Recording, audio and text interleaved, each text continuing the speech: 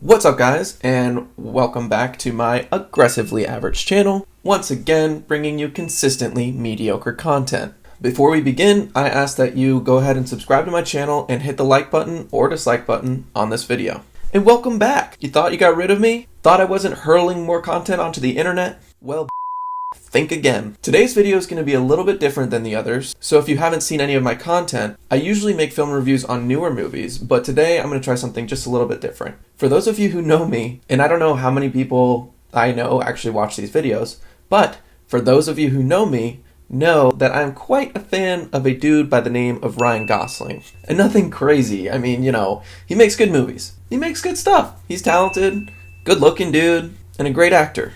Given that, I felt it necessary, now that I'm making videos more consistently, to have a top 10 ranking for his greatest movies to date. I'll be ranking the movies on a basis of his raw acting in the film, coupled with the quality of the movie on an aggregate level. Obviously, this is my opinion, whatever that means, and it's not objective, or whatever, but I dare you to argue with this list. So, without further ado, let's get this rolling. First, number 10.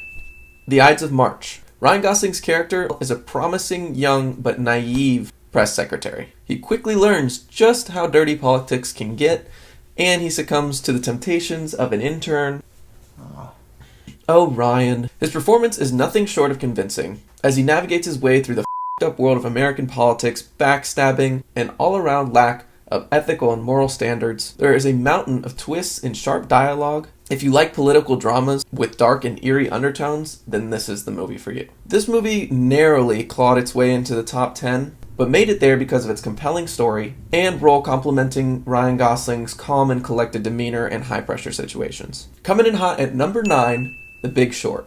This movie came out in 2015, and as you probably know, the movie details the beginning and underlying factors of the stock market and housing crash of 2007, and follows the select few individuals who predicted the crash and made a shitload off of it. The screenwriter, Adam McKay, actually only ever had Ryan Gosling in mind for the character of Jared Vennet, and he is a straight-up douche, but like the highly intelligent, witty, and logical kind. The worst kind, really. You can't really argue with them because they're always several steps ahead of you, but they convey what they're trying to say in the most demeanor. I'm sure you know someone like that. I mean, he did fit the role perfectly, and it drew him out of his brief acting hiatus. I told you we'd meet later.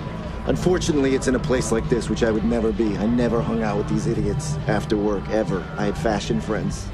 This movie absolutely belongs in the list just by sheer quality of the film itself, but Ryan Gosling's acting actually, it complemented the movie very well. If he had a little bit more screen time, I think this movie may have bumped a slightly higher on the list, but right now I do believe it belongs at number 9. Next, number 8, and that belongs to The Believer. This one, most of you have probably never seen or even heard of. It came out in 2001, so he was only 21 years old, and it takes on a pretty heavy subject matter: anti-Semitism and Jewish self-hatred. The latter, a concept completely foreign to me until watching the movie. He plays a neo-Nazi in the movie, but with a deep secret being his Jewish heritage. He's a brilliant student who just came to heavily question the core beliefs of his ancestors, and then leading him down a path to believe that they brought all of this destruction upon themselves and led to their own demise. Shamed by his ancestors, he turns against them and finds comfort in the ideology of Nazi-era Germany. So yeah, this is some heavy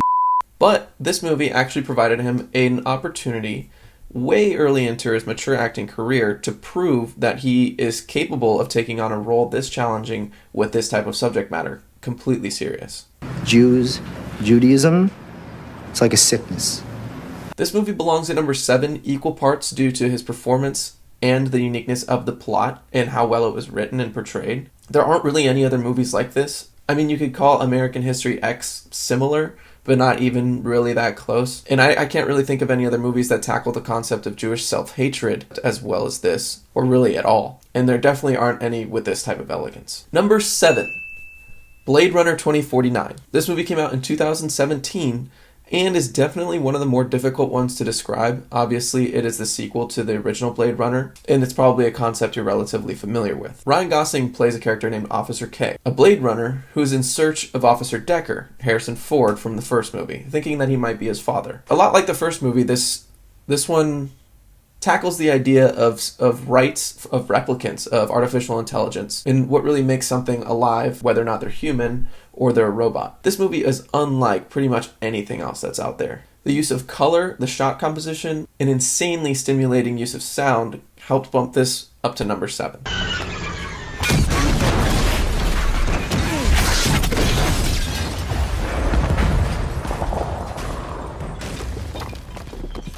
It follows up the original Blade Runner with its own vat of originality and challenging subject matter. Number 6, The Nice Guys. This movie came out in 2016. Ryan Gosling and Russell Crowe double-team this ironically named movie as a couple of shithead private investigators in search of a prominent politician's daughter who starred in a politically charged and adult film. Yes, you heard me right. Politically charged adult film. Ryan Gosling's character, Holland March, is the child of his household. His daughter acts like his mom, constantly reminding him of his fatherly duties. He's witty, he doesn't give a about anything, and gets dragged into this bloody, violent conspiracy attempting to find this young actress. How stupid do you think I am? Ever since your little visit the other day, this little baby's gonna stay right here.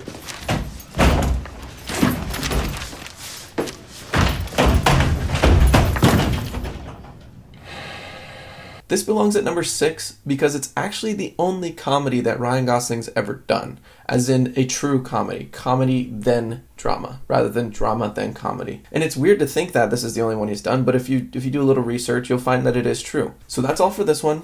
I decided to keep this one 10 through 6, and it'll be a part 1. Part 2 will come later on, and that will obviously have numbers 5 through 1, and some other honorable mentions. Last thing, please like this video and subscribe to my channel. I put a lot of time in writing and editing these videos, and it's really awesome to see that they're actually being watched. So thank you guys. I think both my comfort in front of the camera and my editing is going to continue to get better, so sorry for the little bit of awkwardness, and until next time, peace.